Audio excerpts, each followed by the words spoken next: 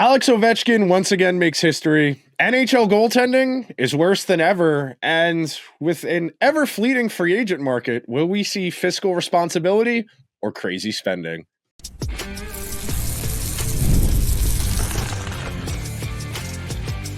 You're Locked On NHL, your daily podcast on the National Hockey League. Part of the Locked On Podcast Network, your team every day. Hello, everyone, and welcome to this Thursday edition of Locked On NHL. I am Nick Sararis, the host of Locked On Oilers. That is my good friend and one of the co-hosts of Locked On Penguins, Hunter Hodes. And we want to thank everyone that is making Locked On NHL their first listen of the day. Locked On NHL is a part of the Locked On Podcast Network, where we've got your teams covered every single day. And today's show is brought to you by our friends over at FanDuel, where if you visit FanDuel.com, download the FanDuel app, new customers can win up to $300 in bonus bets if their first $5 bet wins.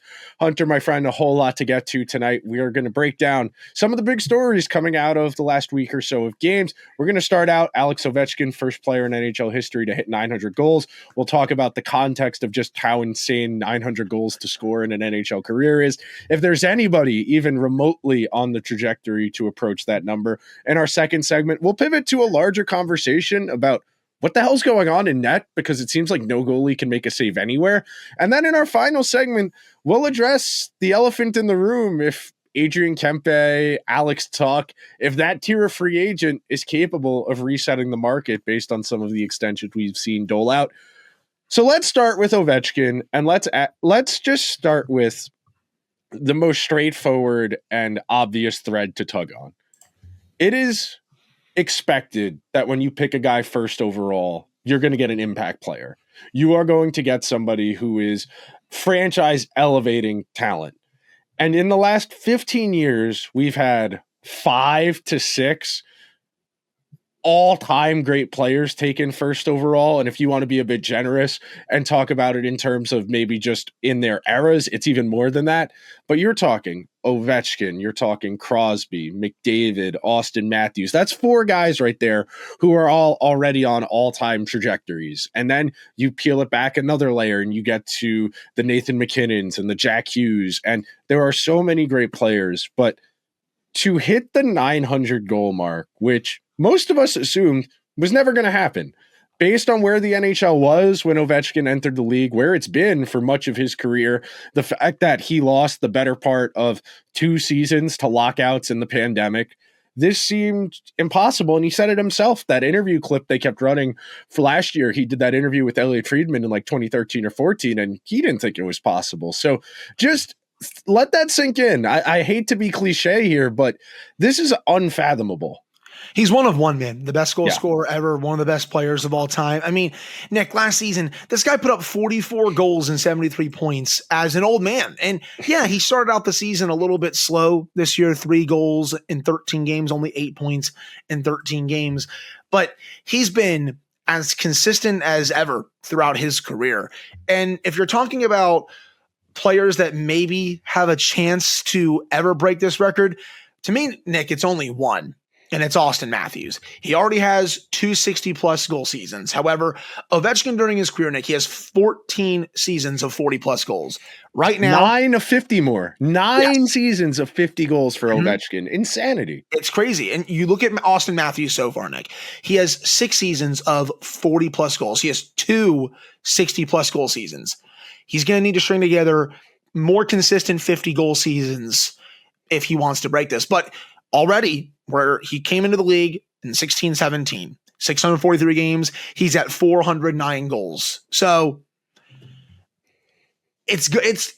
He's got to string together more 50-goal seasons, but he has the best chance to do it. I don't know if he's going to, but when you look at players right now in the NHL, he has by far the best chance. But I still never felt like this record was going to be broken. I thought this was a Gretzky record that was going to stay forever, like his point record, Nick. I don't think anyone is touching that to ever come into the league. But now we're having a conversation about if someone could potentially break Ovechkin's record. And to me, it's Matthews, but I got to see it to believe it. You know what this conversation reminds me of? In the early to late 2000s, when there was genuine conversation about whether or not A-Rod or Albert Pujols would ever be able to catch Barry Bonds, because we all looked at Bonds and thought no one was ever going to catch Hank Aaron, and Bonds eventually did catch Hank Aaron. And then the conversation became, can any of these guys get close to where Bonds was? A-Rod got relatively close to where Babe Ruth was, so did Albert Pujols. But those guys, as they approached their mid-30s, as all these great players do, eventually started to slow down. They can't play as many games a year. Their power starts to dissipate because they're not as physically strong. But on a raw math basis, Ovechkin, if you didn't know, also has the all-time record for shots on goal at 6,894. Right now, as we sit here, Austin Matthews has 2,591 career shots on goal. So we're talking about basically needing 2 more decades of what Austin Matthews has already done. And we are talking about unfathomable. I mean, Ovechkin's got 21 seasons in the National Hockey League. That alone is probably the biggest barrier to anyone getting there. And Austin Matthews is still in the, I wouldn't say early stages, he's in the mid stages of his career. He's a slightly better shooter in terms of percentage than Ovechkin. Austin Matthews is almost at 16%. Ovechkin's in the mid 13s. But you start to work it out in your head and say, well, if the NHL continues to trend the way it is, as a tease to what we're going to talk about in our second segment, where goaltending is becoming trickier than ever, where the shooting talent is getting better than ever, teams are being more selective and choosing to focus on creating those more dangerous chances. Maybe we enter an era with more power play opportunities per game. There are a lot of circumstantial factors you could talk yourself into Austin Matthews at least making this a conversation, because other than that, I don't think anybody else is going to have the opportunity at longevity. You know, Draisaitl and Austin Matthews have the exact same number of goals, but Draisaitl's 2 years older. And if Draisaitl had started being, you know, a 50 goal guy 3-4 years ago, we could be having maybe a bit more of a conversation there. But it really does feel like Matthews is going to need to sustain what he's already done for another 14 or 15 years. And that's just to get it close. That's not even a guarantee he gets there. And that's, you know, no lockouts, no once in a century pandemics, no labor unrest, not falling off, not getting injured, staying on a good team. You know, I think all of those existential factors around you when you're trying to chase these records make it a real challenge. And that's what makes greatness so tantalizing. I mean, I know you're not as much of a basketball guy as I am, but the NBC is parsing out interviews with Michael Jordan. They recorded once over the summer, and Michael Jordan hasn't played competitive basketball in 20 years. You know, Ovechkin might just ride off into the sunset, go back to Russia, and we just never hear from him again. But that's the type of greatness we're talking about here. We are talking about in a ring, one of the 10, 15 best players to ever lace up a pair of skates. And he's doing it at the same time as Crosby, as McDavid, as McKinnon, as Matthews. And it's really hard not to be a victim of the moment, but at the same time, it's hard not to feel like this is the golden era of NHL talent. I'm not saying the NHL, because the same 6 teams keep trading the Stanley Cup back and forth, but this very well might be the golden era when it comes to talent.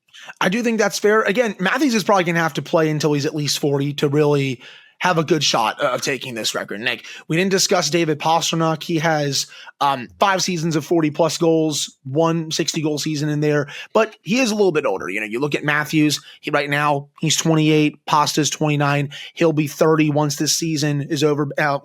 Once we get to the end of the Stanley Cup playoffs, he'll be 30. You know, he has 398 goals in 771 games. Matthews has only played 643. So it's tough for Pasta as well, because he is a little bit older. He's, you know, with all due respect, he's been in the league just a little bit longer than Matthews. So I would have Pastrnak in there, but he's going to have to string together at least another 60-goal season plus more 50-goal seasons as well, because he's only been over 50 goals once, and that was when he had a 60-goal season. He's had plenty of other 40-goal seasons, but he needs to string together more 50-goal seasons as well. With Matthews, Nick, he's had a couple of 60-goal seasons, including the 69-goal season in 23-24. He's come close to scoring 15 other seasons. He still has to get more consistent 50-goal seasons, but I'm just more confident in him just because he's a bit younger. That's the biggest thing for me right now. And he's already ahead of where Pastrnak is, despite Pasta being in the league a bit longer than Matthews.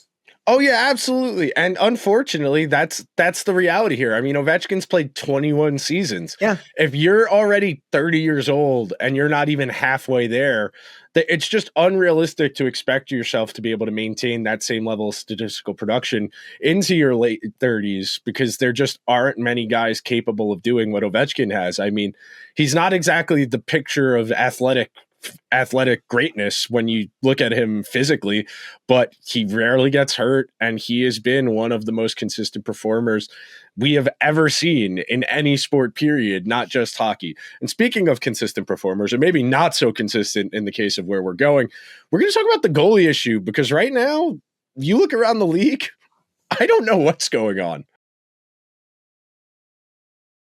The NBA is back, and there is no better place to get in on the action than FanDuel, the official sports betting partner of the NBA. And right now, there has never been a better time to get in on the action, because with FanDuel, new customers can win up to $300 in bonus bets when your first $5 bet wins. So if you missed the start of the game, or you want to ride the hot hand, FanDuel has things like live betting where everybody can get in no matter what time the game is on. Plus, you can combine your live bets into a same game parlay for a shot at a bigger payout. It keeps every game exciting, especially when you're making that late push. Tonight in the NBA, relatively decent slate. Cavs, Wizards, I'm tentatively interested in, just to see where the Cavs are at. I think my Knicks are off tonight. Denver and Golden State, and what are two really good teams in the early going, also worth checking in on if you're up late tonight. And if you head on over to FanDuel.com, sign up, play your game with FanDuel, you'll have a chance at that $300 in bonus bets when your first $5 bet wins. FanDuel, the official sports betting partner of the NBA. Thank you to everyone who is hanging out on this Thursday edition of Locked On NHL, where Hunter Hodes and I are discussing the trending stories. And as always, it's only November. And I think that's going to be the caveat for the upcoming conversation in this second segment. But right now, league average, league average goaltending is .891 save percentage right now. And there are a few little things I noted. Power plays are up slightly. Shots on goal are up slightly. Danger chances are up slightly. But Hunter, what the hell's going on? Why can't anyone make a save? Buddy, I just did a little bit of the numbers before we started recording. I have them in my Google Doc here. There are only 14 teams that have a team save percentage of .901 or higher, Nick. So over half the league, their combined save percentage for their goalies is below 900. And I think a big part of that is how much offensive talent is in the league right now. Also, scoring continues to be much better compared to where it was when you and I were kids, Nick. It felt like when you saw a 3-2 game during some of our teenage years, it was like, oh my God, that was a high scoring game. But now you see more 4-3 games, 5-4, 6-5, etc. There's just a lot more scoring, especially to start the regular season. Power plays are always up to start the season. That's something that you also have to consider, Nick. NHL officials, at least at the start of the season, they love calling all the penalties. And then once it gets further and further into the season, and especially further into the playoffs, they swallow their whistles and they want it to be more 5-on-5. But I feel like this happens every year, where you just see more power plays at the start because they're actually enforcing the rule book until they decide to call what they want to call. Let's put it that way, because the NHL officiating is obviously so great in this league. But also there's just, again, so much more shooting talent. There's so many great players in this league that, they know where to find holes in each goalie's game. Even someone like an Igor Shesterkin, who is off to another great start. Hell, Nick, the Penguins have the 4th best team save percentages here at .912. A lot of that is random, just because Tristan Jarry found the fountain of youth somehow, and Artur Shilovs has been very good, though Jarry is hurt right now. But no surprise that the Jets are up there, because Hellebuck and Comrie, the Rangers, the Capitals, they're only up there, Nick, because Logan Thompson has been sensational. Charlie Lindgren has not been good this year, but Logan Thompson continues to show why he was a little bit of a late bloomer, but the Capitals did a great job scouting him, and he could potentially be on the Team Canada roster at the Olympics. Honestly, if I were Canada, I would start him at the Olympics over Jordan Binnington, but that's just my opinion. But you even have teams up here like Chicago that's getting great goaltending. Buffalo is getting strong goaltending. Columbus is getting good goaltending to start the year. Tampa Bay is going to be up there. But for a lot of other teams, they just haven't gotten the saves yet. And I think part of that is, again, twofold. You have more special teams and you have a lot more shooting talent. And if you want to add a third one, Nick, it's, teams are doing a better job with their strategies of getting more high danger chances, getting to the slot areas. And I think that's also a big reason why you're seeing more goals this year. I would agree with a lot of those theories. And something you said that I want to expand on and build off of a little bit. You think about a lot of what the NHL looked like 10 years ago, and you think about the composition of fourth lines, the composition of power plays. We're 10, 15 years removed from teams still running 2 defenseman power plays. And those are marginal gains, but marginal gains for all 32 teams. That's notable. You had mentioned the power plays kind of ebb and flow year to year. Last year, the fewest average power play opportunities per game, only 2.7 per team per game, lowest in a long time. This year so far, we're at 3.07. The year before last, 3.01. The year before that, 3.07. So high 2s, low 3s, something to keep an eye on there. But when it comes to talent, I don't think people recognize or can really appreciate where we're at as far as the average NHL player and how much better they are and how much higher the threshold to stay in the NHL has gotten over the last 5 to 10 years, where everybody has to be able to skate now. Everybody has to be passable with the puck on their stick. You think about the league 5 to 10 years ago, and you think about the volume of the pure enforcer who was still hanging around 10 years ago. And those guys just aren't in the league anymore unless you're on the Sharks.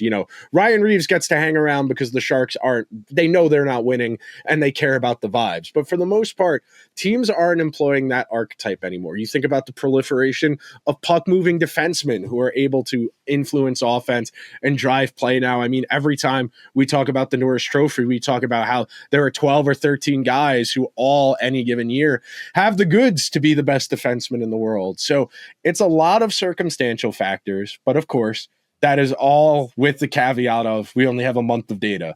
2 months from now, these numbers might be a bit more smooth and we might be closer to that traditional 900 or maybe even 895. And it's something to keep an eye on, but it's easier than ever to score right now in the NHL because goalies just are having a tough go.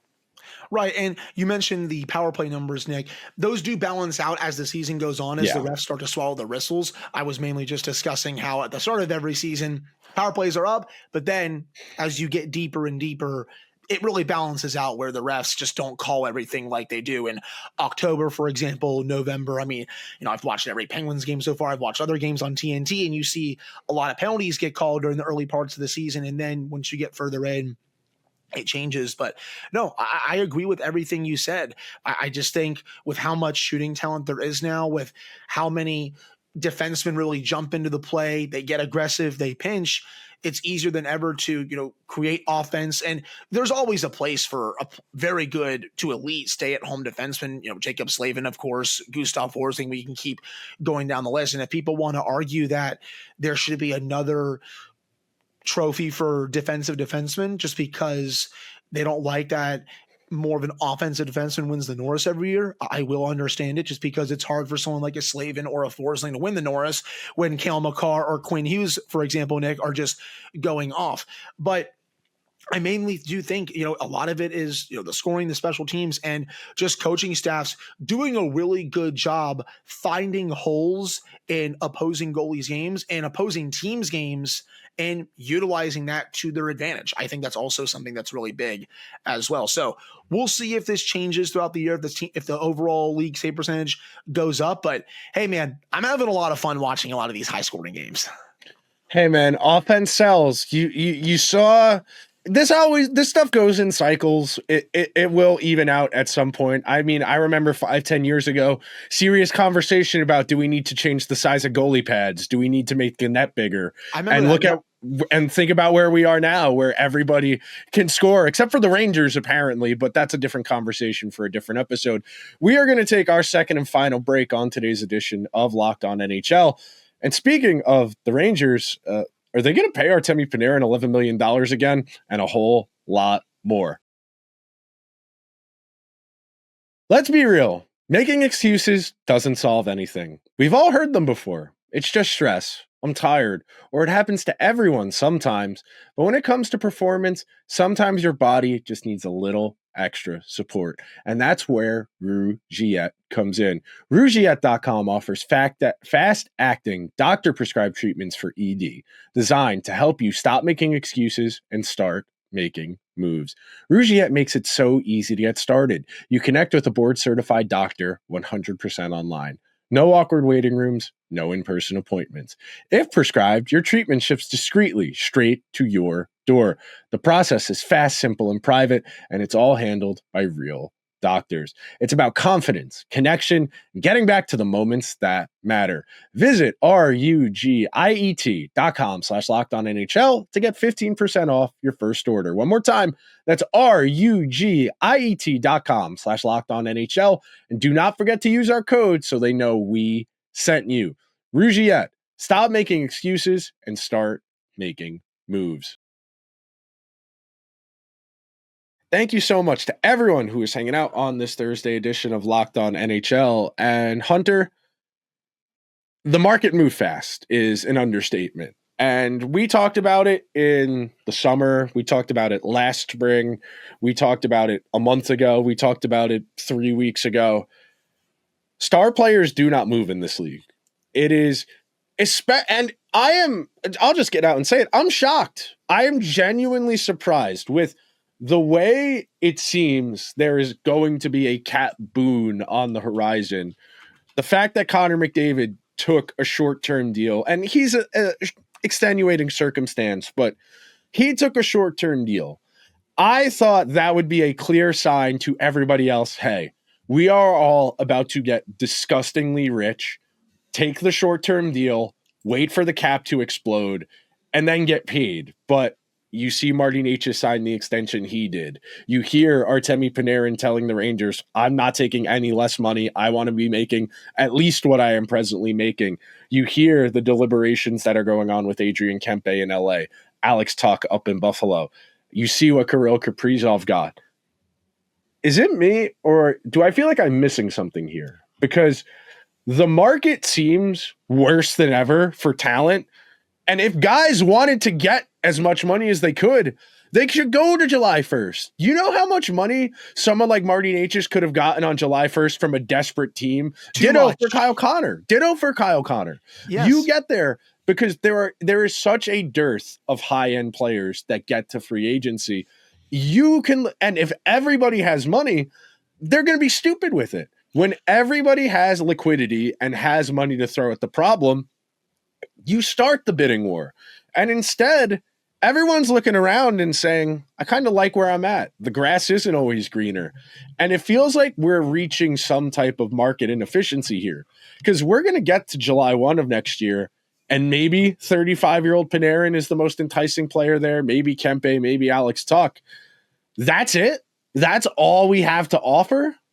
I mean, free agency gets worse and worse, Nick. Yeah. I mean, you see all these lists, Nick, during the offseason. Oh, the 2026 free agency class is going to be so loaded. And then almost all of them sign. Because this happens all the time. Like, free agency has gotten to the point now where I feel like it's mostly just boring, and it's usually unexpected when a top player gets there. Like, seeing Mitch Marner leave Toronto, that was pretty sick. But that's also the exception, not the norm, because you don't usually see a player like that leave their team. We already saw Eichel leave. I mean, you said it. There's probably a very real chance that Artemi Panarin is the best player on the market. And I do think you will see a few desperate teams give him a call to try and sign him for a big money contract. I don't know how much term he's going to get, but the dollars are going to be a lot. I don't think it's going to be the Rangers, Nick. I'd be stunned if they brought him back. But there's going to be a few desperate teams out there. And I think for free agency in general, even with, as of right now, some decent players expected to hit the market, like a Panarin, like a Kempe, though I do think LA needs to do everything in their power to not let Kempe hit the market. He is absolutely outstanding. Marty Necas is off. Alex Tuch, I think he is going to get a boatload of money from a team. How about Nick Schmaltz, by the way? We didn't even bring him up. He is off to an insane start in Utah. And if he keeps this up, Nick, he might get one of the biggest contracts on July 1 from a desperate team. And I think you're going to see a bit of a mix. You're going to see some teams that are desperate to try to take that next step, throw some big money at some of these players. But you're also going to see teams that are kind of content, like, hey, we're going to tinker around the margins, tinker around the edges. We have most of what we want. We don't need to go out there, even though we'll have a lot of cap space. We don't need to go out there and spend big money for the sake of it. Maybe we can go out there and make a big trade, for example, because I think the trade market could also boom now that hopefully you're going to see this big cap boom. So those are just a few players that I mentioned that are going to be available. Anders Lee is also out there as well. So, but there's still plenty of time, Nick, for this to change. Of course, we are still in early November. We can see Alex Tuch sign an extension, in Buffalo anytime. We can see Adrian Kempe sign in LA. What happens if those two things happen? This class just gets worse, and then you see overpayments for middling players. You're going to see overpayments. I just don't know if you're going to see it as much as you have before. Like, I think it'll be kind of sporadic, where I think some teams are still going to be a bit spooked. Just because you have a lot of cap space doesn't mean you just need to blow it. What I would add on to that, and I was talking about this a few weeks ago in regards to the Oilers, when there is more money in the system, the value of it becomes worth less. That's what drives the wage price up. Because everybody has $10 to $15 million in cap space, they can throw more money at the problem. And a lot of teams go to July 1st with a clear mandate from their ownership of go out and get X or Y. And we see it very often where teams during that tampering period already have leaked out, well, we're signing this guy, and that's what's going to happen as soon as the market opens on July 1st. And when it becomes increasingly challenging to acquire impact players, eventually you reach a tipping point. Eventually you reach a point where something has to change. And we thought maybe Matthew Tkachuk would be the dam-breaking moment, Mitch Marner another one, where players recognizing, okay, I have some leverage, I can get where I would like to go. And does that mean the NHL follows the NBA's path of everything eventually becomes a sign and trade, where these guys in the last year of their deal or second to last year of their team control say, these are the 10 teams I'm willing to be traded to, do it. And that's the end of the conversation, because the market is just, it's not there. It is not there for impact players. I mean, it hasn't been there in terms of like pure impact. Like, yeah, I know Mitch Marner went to Vegas, but Nick, that was also kind of a sign and trade situation there. It was. So, yeah, like, but it's still like the exception that he even got to that point, because usually you see the team that has that player sign him long-term. So when you see a player basically get to free agency, I know it's a sign and trade, but you basically get all the way there and then you leave, it's like, holy crap, like, wow. But I still just don't see a lot more of that happening unless some of these other players are like, hey, I'm ready for a fresh start. Like Mitch Marner, he was ready for a fresh start. But you see a lot of these players that have already signed extensions that were going to be UFAs, Nick, they just don't want to leave, and they're happy with where they're at.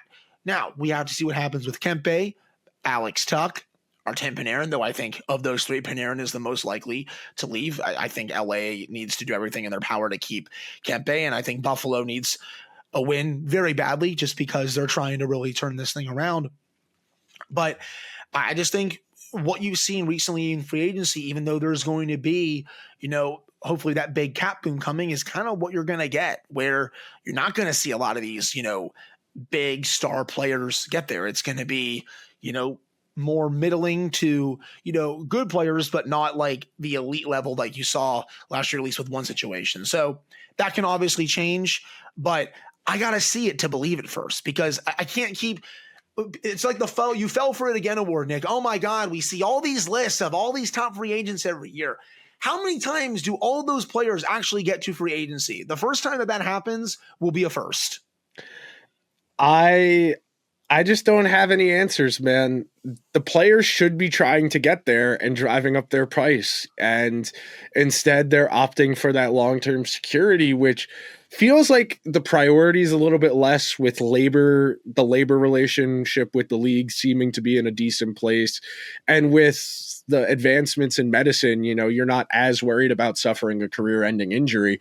But that will do it for this Thursday edition of Locked On NHL. Be sure to subscribe wherever you get your podcasts or over on YouTube. Thanks for making Locked On NHL your first listen of the day. For your second listen, go check out Locked On NHL Game Night, where they are breaking down every game every night until the Stanley Cup champion is crowned in June.